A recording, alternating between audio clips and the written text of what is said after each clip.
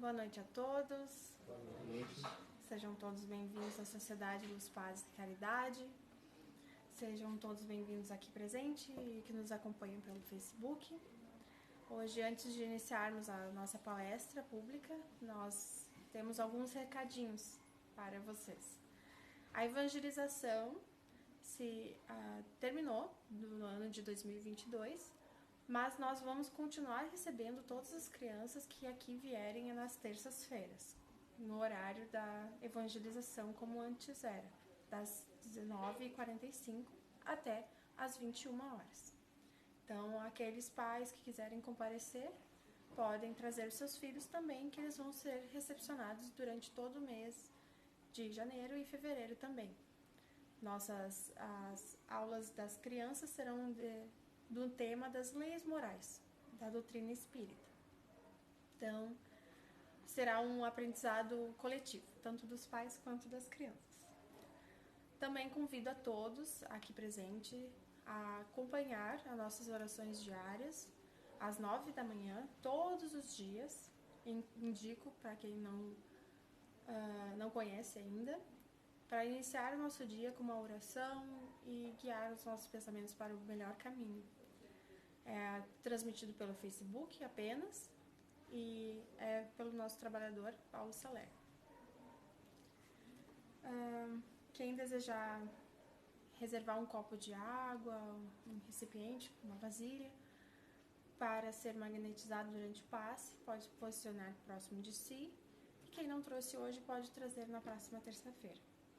Nos dias 24 e 31, que são os sábados agora, das próximas semanas, nós vamos continuar com as nossas palestras dialogadas e vocês poderão vir aqui à casa porque ela vai estar aberta. Então, quem quiser, vamos estar aqui falando sobre Jesus e agradecendo a esse incrível ano que terminou. Bom, como já deu às 20 horas, vamos dar início aos nossos trabalhos desta noite, ao nosso estudo. Então, vamos fazer a nossa oração inicial. Vamos serenar os nossos pensamentos,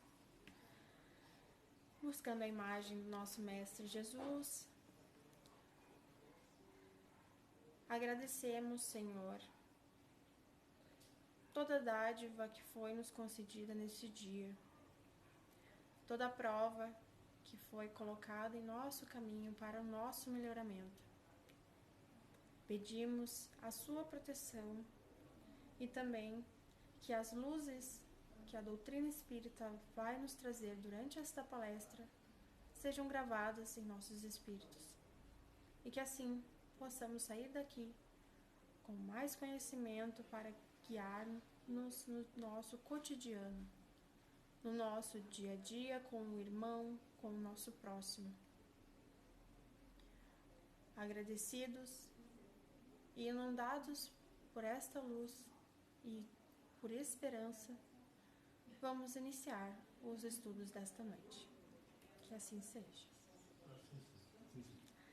A palestra doutrinária pública de hoje será sobre Jesus, médico de almas, do Evangelho segundo o Espiritismo, no capítulo 24. A nossa palestrante será Maria Helena Martins, da Sociedade Espírita Cristo, Amor e Paz. Seja bem-vinda. Muito obrigada. Uma boa noite a todos. Boa noite. Que bom, que nós estamos aqui. Nós vamos pedir, eu sempre peço a Jesus que inunde de misericórdia as nossas consciências, os nossos corações, para que a gente desperte os ensinamentos e que caia fundo nos nossos corações, para que a gente coloque em prática tudo aquilo que Ele vem nos ensinando há tanto tempo e que a gente ainda tem tantas dificuldades de assimilação. Então, Jesus, médico das almas, Entendeu? Jesus, ele nos ensina em todas as mensagens que a gente lê, que a gente estuda, é o caminho supremo da cura que ele vem nos dizer. e que se dá pela transcendência e contato com a dimensão espiritual. Eu não sei se vocês têm essa sensação, mas eu assim, quando eu entro em prece, quando eu trabalho na minha casa, quando eu preparo uma palestra, eu me sinto em estado de êxtase. Porque quando a gente se conecta com a espiritualidade, com o alto, a gente transcende. Não tem essa sensação, eu tenho muito isso. Então a gente entra numa dimensão espiritual onde a nossa alma encontra um alívio. A gente se encontra confortado, acolhido, abraçado, principalmente quando a gente entra em prece, em vibração com o alto. Eu li este livro e eu acho muito interessante. Ele é do José Carlos de Luca, é o Médico Jesus. Vocês já devem ter ouvido falar. Então, olha o que ele diz, e agora quando nós abrimos ali dentro o trabalho, o Paulo Salerno colocou exatamente isso. Nós tramamos as nossas doenças mediante o desequilíbrio que se sucede no tempo. As nossas células apresentam no seu trabalho incessante o resultado das energias que emanam dos nossos pensamentos. Eu lembro de um livro de André Luiz, que é Missionários da Luz. Quem é trabalhador espírita com certeza já leu. E André Luiz diz nesse livro que as células são animáculos infinitesimais domesticados. O que é isso? As nossas células obedecem àquilo que nós pensamos, aquilo que nós ordenamos. E a física quântica, a neurolinguística vem nos dizer que quando nós observamos que o material observado, ele sofre consequências do observador. O que é isso? Nós interferimos nas nossas células. Como é que nós interferimos? Nós interferimos através dos nossos pensamentos, dos nossos sentimentos. Já é comprovado cientificamente que o câncer ele é ativado, desenvolvido, acelerado pelos pensamentos, pelos sentimentos das criaturas. Eu, há uns anos atrás, acho que meu filho tem 45, 23 anos atrás, meu filho teve um câncer. E foi muito interessante, porque quando nós chegamos no oncologista, ele perguntou, houve algum fator que acelerasse, que acionasse o gatilho desse câncer? Olha, como assim? Apesar que eu já tinha conhecimento dentro da doutrina espírita que isso acontecia, ele disse, não, algum fator. Meu marido tinha falecido há pouco tempo, ele ficou órfão, tinha 16 anos, depois teve uma gravidez, namorou uma menina e ela engravidou e não deu certo, ele está muito abalado. Ah, tá bom. Daí eu perguntei depois, mas doutor, ele disse, com certeza, porque assim, se não houve um acidente, não houve uma batida que acelerasse o processo, o desencadeamento da multiplicação das células, é um fator emocional. Então, a gente vê que a ciência está nos mostrando isso, que o Espiritismo nos diz há muito tempo. Então, eu coloquei o processo fisiológico responderá, por sua vez, conforme a intensidade e qualidade daquilo que pensamos e projetamos na prática diária. Pensando mal, criamos atmosferas densas, nocivas, e o prejuízo se inicia em nós mesmos. Então vejam como nós temos que ter cuidado, né, meus irmãos? Como nós temos que vigiar, como nos dizia Jesus. Orai e vigiai. Nós precisamos vigiar os nossos pensamentos.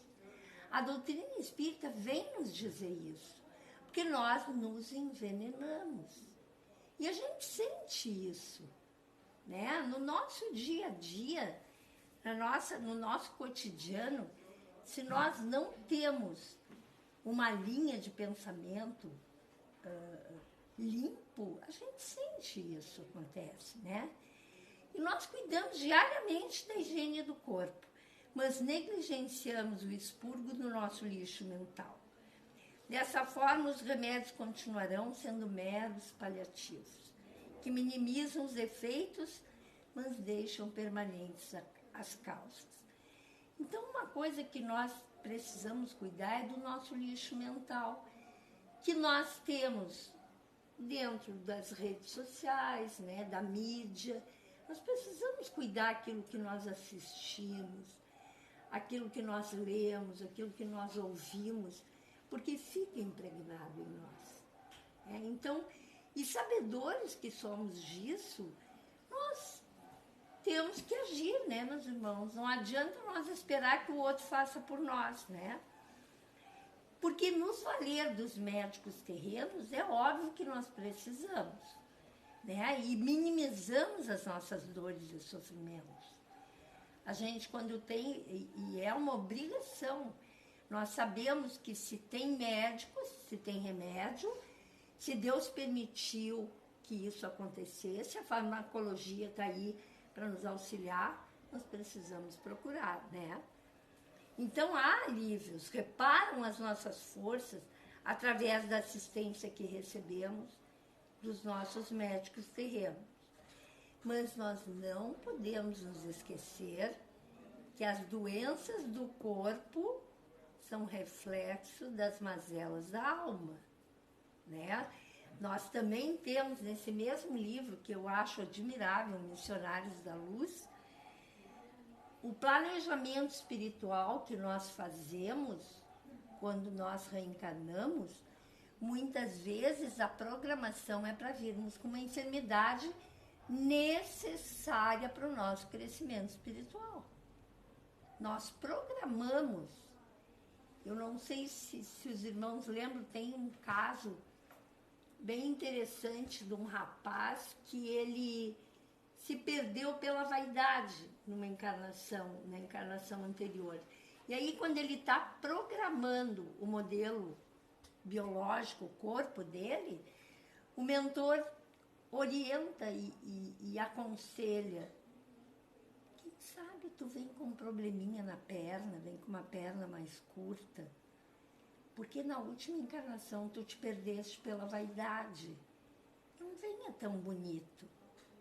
Então nós não entendemos, às vezes, uma diabetes, que a diabetes é para disciplinar o indivíduo. Se nós não nos disciplinamos na alimentação, com certeza nos perderemos, né, com diabetes. Então, nós temos que entender também isso, que além os nossos pensamentos são vitais, com certeza, né, os nossos sentimentos. Mas muitas vezes nós temos a nossa programação para passar por determinadas circunstâncias necessárias para o nosso aprimoramento. Não que a gente mereça. Eu gosto muito de salientar isso. Ninguém merece ser infeliz e doente. E Deus, que é Pai, não quer seus filhos doentes e sofrendo. Eu sempre faço uma analogia conosco, mães terrenas e pais terrenos. Quem de nós coloca um filho no mundo com propósito que sofra? Seja doente, que seja infeliz, que seja limitado. Imaginem Deus. Né? Não tem propósito. Deus quer seus filhos saudáveis, felizes. E é isso que Jesus vem nos ensinar. Né? Vai e não peque mais. O que é isso? pense mal do teu semelhante. Não seja maledicente.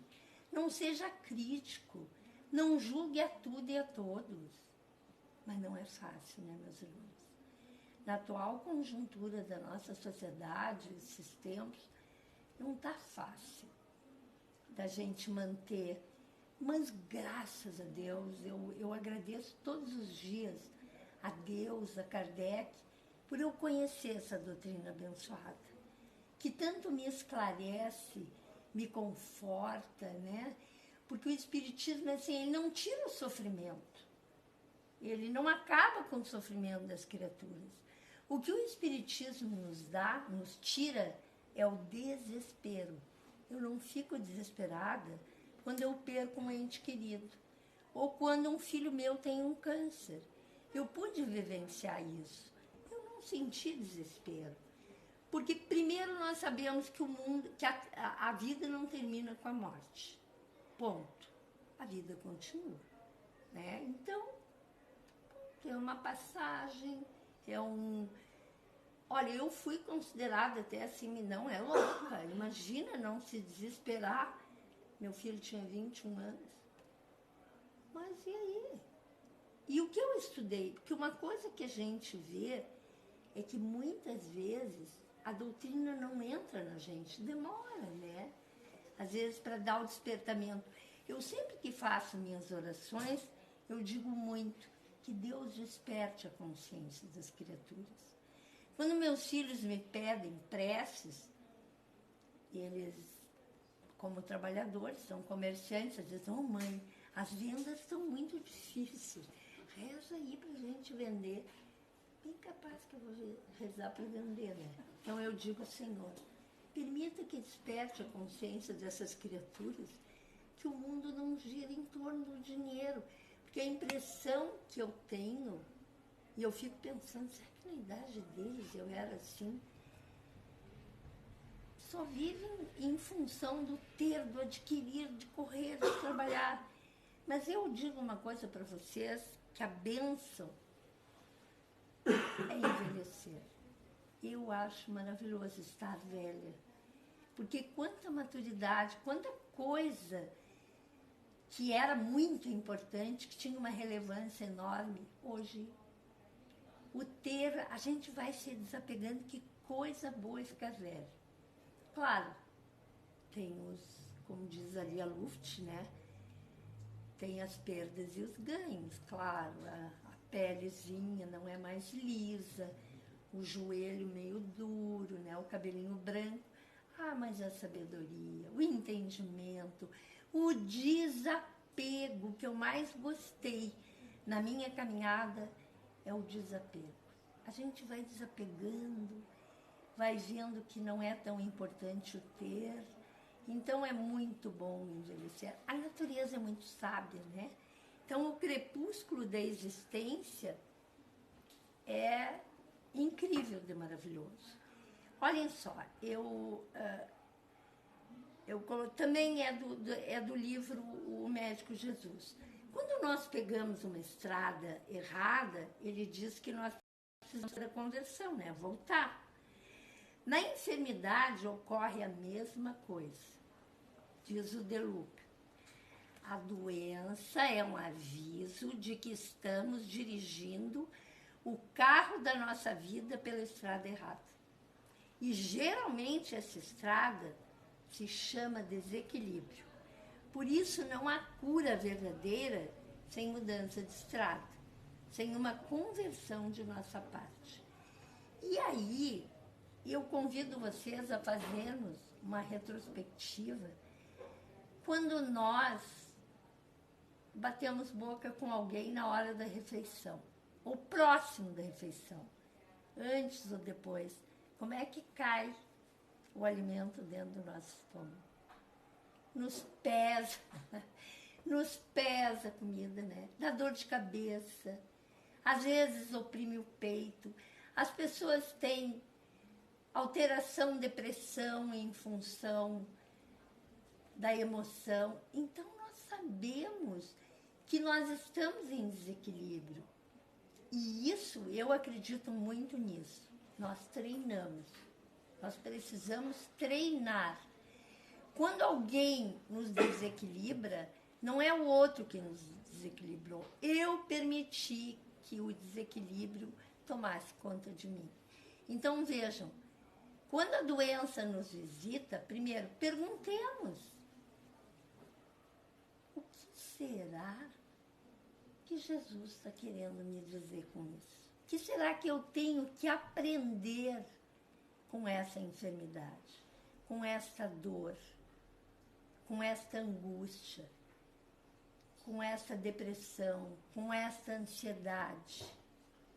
Nós precisamos mudar a rota, porque se nós seguirmos fazendo a mesma coisa, a enfermidade vai permanecer. E é isso que Jesus nos ensina na sua trajetória, nos seus ensinamentos. Quando eu sou agressiva com alguém, e o mais comum é dentro da nossa casa, porque sermos corteses e amáveis com o da rua é a coisa mais fácil. O difícil é sermos corteses e agradáveis na nossa casa. Como diz Joana de Ângeles, família é laboratório da alma. É lá que nós exercitamos a nossa tolerância, a nossa paciência, a nossa amorosidade. É lá que Deus permite que nós encontremos as criaturas que nós precisamos ajeitar aquilo que está desarrumado, né? E uma coisa que é importante, que também neste livro nós lemos, não procuramos Jesus apenas para a cura das nossas desarmonias físicas. E eu que trabalho numa casa espírita há bastante tempo, trabalho no AF, eu vejo assim, que as pessoas nos procuram muito para a cura física. Ninguém quer sofrer, né? Nós temos muita dificuldade de entender que a dor do corpo é a cura da alma. Nós queremos facilidade. Vocês lembram do filme O Nosso Lar, em que o pai do Ulisses vai reencarnar e os filhos perguntam: pai, o que tu queres que a gente peça por ti? E ele diz: reze para eu não ter facilidades. Aí nós chegamos aqui e, ai meu Deus, me dá saúde, eu quero saúde. Lembrem da nossa prece, nossa oração dominical, nosso Pai Nosso: seja feita a vossa vontade, mas eu adoeço já, Deus está me castigando e me judiando. Justo comigo, eu que tenho tanta coisa para fazer. Então vejam assim, que nós precisamos entender que a dor do corpo, às vezes, é uma bênção para a alma. Não é fácil. Eu estou dizendo para mim também, não pensem em vocês, que eu acho o máximo as minhas dores físicas. Mas nós conhecemos essa doutrina que nos ensina isso. Então, peçamos a Deus isso, o despertar de consciência, o entendimento das nossas agruras. Por que eu estou passando isso? Por que eu estou vivendo essa dificuldade com o filho, com o marido, com o vizinho, seja com quem for? Deus não permite que ninguém sofra sem precisar. Não é sem merecer. Porque merecer, nós merecemos o que há de melhor. Então, procuremos também, como médicos sublimes de nossas almas, pois em toda doença física, o que encontraremos sempre é um espírito enfermo, necessitado de amor. O nosso espírito ainda está muito adoecido. A nossa sociedade, né, meus irmãos? A gente vê assim, as pessoas se digladiando e até dentro do movimento espírita, né? Essa divisão de esquerda, de direita, que triste isso. Nós precisamos debelar isso, orar por todos, entender, não tem partido, né? Olha partido, o que é partido da esquerda, partido... O espiritismo vem do alto, nós temos que amar todos. E eu quero dizer para vocês que eu já fui procurada depois de uma palestra que eu pedi para nós rezarmos tanto pelo presidente como para o candidato a presidente, os dois candidatos, Bolsonaro e Lula. Eu fui procurada e um senhor me disse, olha, a senhora não faça mais isso. Se eu tiver que rezar para o fulano, eu não venho mais nessa sociedade.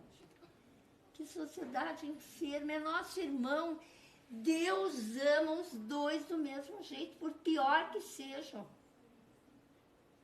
Por pior que a criatura seja, estuprador, ladrão, assassino, esquartejador, é filho de Deus. E Deus sabe que aquela criatura se tornará um filho de Deus. E todos nós temos essa destinação. Estava vendo ali, A Caminho da Luz, né? O livro que tu estás na mão. Todos nós estamos a caminho da luz. Queiramos ou não, o nosso destino é sermos bons. Todos, indistintamente. Então, você sabe por que toda essa balela, né? Nós nos reunimos, entramos ali na sala, fizemos a prece de abertura, lemos o Evangelho, eu preparei a palestra. Sabe para que é? Para aprender a amar. Nós não conseguimos amar. É só isso que Jesus quer de nós. Mas não é fácil, né, meus irmãos? Nos contrariou, nosso amor já está comprometido. Não pensou que nem eu, não consigo amar. Ah, não, por favor. Olha a posição dele. Isso eu tenho que treinar, eu tenho que dizer para mim. Então eu preciso amar essa criatura.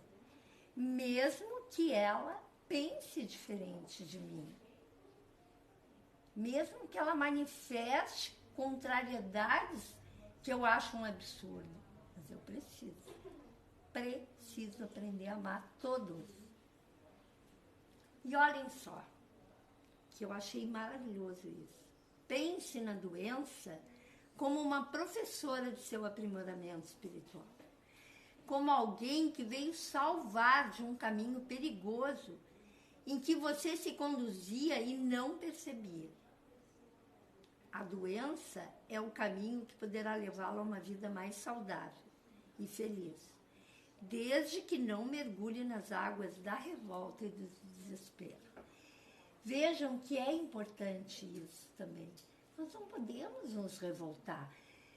Eu já vi trabalhador espírita me dizer, não admito, o meu neto está na UTI, eu faço tudo, eu trabalho.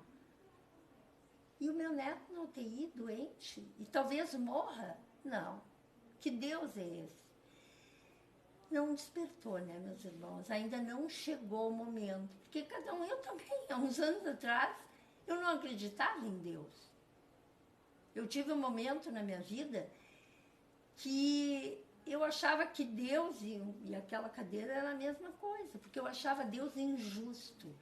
Tinha pobre e rico e eu perguntava para o padre, porque a minha família era católica, por que tem uns pobres, uns ricos? Ele me disse, porque Deus quer. Por que tem, daí eu com, acho que 12, não me lembro a idade, por que tem uns feios, uns bonitos? A gente, adolescente, né, pré-adolescente, cheia de complexo, autoestima lá no pé, e ele me dizia que Deus quer que cada um tenha a sua beleza, a beleza é interna. Ora, eu com 13 anos ia ver beleza interna. Eu queria ser bonita, né? E ele dizia que era da vontade de Deus. Então, para mim, Deus era injusto. Um baita de um calhorda. Eu lembro de dizer isso. Então, eu tive momentos na minha caminhada que eu também era obscurecida. E graças a Deus, graças à doutrina espírita, graças a uma diretora, eu sou professora, primeira escola que eu trabalhei, a minha diretora era espírita. E ela me despertou para o espiritismo. Eu achei fascinante. Porque me explicava por que uns nascem feios, uns nascem bonitos. Aí, olha aí, ó, Missionários da Luz. Olha, não vem tão bonitinho, porque vai te prejudicar. Não vem tão atraente, tão fascinante, porque não vai ser bom para ti. Não vem tão sensual, porque... Olhem que maravilha! Então tá, ó, o nariz é grande, pequenininho, mas precisa. Tu precisa ser assim como tu és. Né? Então, às vezes a gente quer dar uma arrumadinha, né? E eu sempre digo que dar um coloridinho no rosto, arrumar o cabelo é caridade. Porque ninguém também merece ver uma criatura que não se ajeita, que não se ajeita, né? Atirada. Mas nós não podemos fazer, e até uma plástica, eu acho, o botox, tudo bem. O que eu acho é que não pode ser os extremos, né, meus irmãos? Que não seja o objetivo da criatura. Tá só arrumando o corpo. Arruma o corpo. Ajeita, estica, se te faz bem. Faz. Deus entende. Há uns anos atrás, quando eu comecei na doutrina espírita, a gente ouvia, não sei se o Paulo Salerno lembra disso, que a tatuagem atingiu o perispírito. Hoje a gente sabe que tudo está no livro dos espíritos. Tudo depende da intenção. Qual é a intenção que eu estou fazendo uma tatuagem? Se eu estou colocando o nome do meu neto com todo o amor aqui, vai atingir o perispírito, vai prejudicar meu perispírito, eu vou me tornar, vou vir com a marca. A intenção vale tudo. Né? Não é eu colocar uma tatuagem para me identificar com a facção XYZ. A intenção é que vale. Então, graças a Deus, que nós vamos evoluindo e aprendendo. Gente, já está na hora, 8h30, né? Não consegui terminar. Eu achei muito interessante, só esse aqui. Faça uma endoscopia espiritual. Converse com a sua doença. Eu acho o máximo isso. Pergunte o que ela veio lhe mostrar.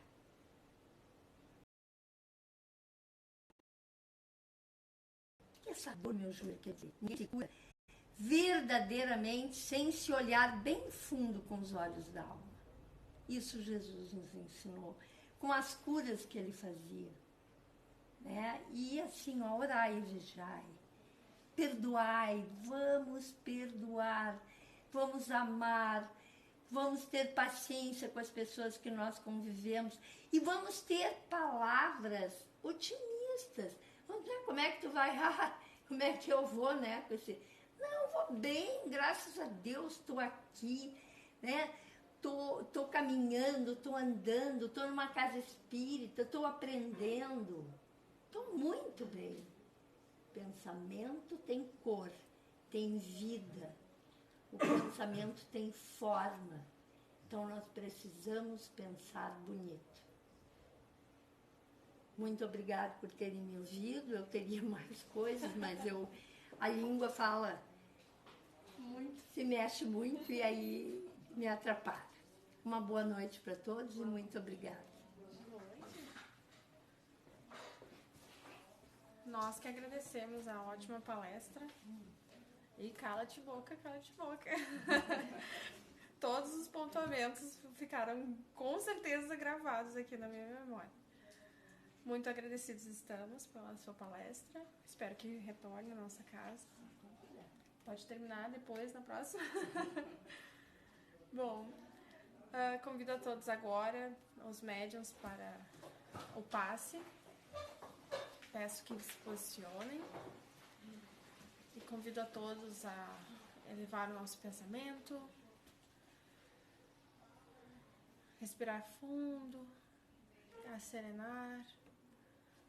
E agradecer ao Mestre Jesus, a Deus, pela infinidade de possibilidades que temos no nosso dia a dia, de confrontarmos a nossa doença, de sabermos irmos a fundo e assim curarmos a nossa alma. Agradecer também pelas provas e pelo convívio que temos com o irmão, porque ele nos mostra o que nos falta a melhorar. Pedimos, Senhor, que nos dê a proteção, que nos ilumine os pensamentos, que nos faça reavaliar todos os nossos sentimentos e assim termos o hábito do bom e do bem falar. Agradecidos também estamos por mais esta oportunidade de refazimento das nossas energias, pela possibilidade de recebermos o remédio em nossas águas e também por conviver e conhecer melhor a doutrina espírita nesta sociedade. Obrigada, Senhor. Obrigada aos espíritos superiores que aqui nos